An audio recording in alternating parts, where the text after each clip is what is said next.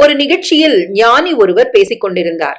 அதாவது, இல்லற வாழ்க்கை சிறப்பாக அமைய விட்டு கொடுப்பது, அனுசரித்து போவது, பொறுத்து போவது ஆகிய 3 பண்புகளை பின்பற்ற வேண்டும் என்றார்.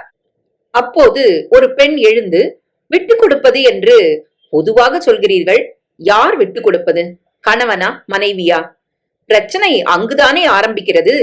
கொஞ்சம் விளக்கமாக சொல்லுங்களேன் என்று கேட்டார்.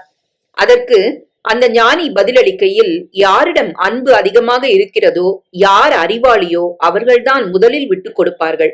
அவர்கள்தான் அனுசரித்து செல்வார்கள். அவர்கள்தான் பொறுத்து போவார்கள் என்றார். உங்கள் வீட்டில் இனி யார் விட்டு கொடுத்து போவது என்பதை நீங்களே முடிவு செய்து கொள்ளுங்களேன். இருவரும் அறிவாளியாக இருந்தால் அதுவே கோவில். அல்ப காரணத்துக்காக எல்லாம் சிலர் வீடுகளில் தேவையற்ற சண்டை சச்சரவு ஏற்படுகிறது. இன்று சிறு சிறு கருத்து வேறுபாடுகளுக்கு கூட மனஸ்தாபங்கள் ஏற்பட்டு நீதிமன்ற வாசலில் நிற்கும் தம்பதியர் தான் அதிகம். அவர்கள் இந்த விஷயத்தை மனதிற்குள் சின்னதாக அசை போட்டாலே குடும்ப நீதிமன்றங்கள் காலியாகவே கிடக்கும் என்பதில் சந்தேகமே இல்லை. படித்ததில் பிடித்தது.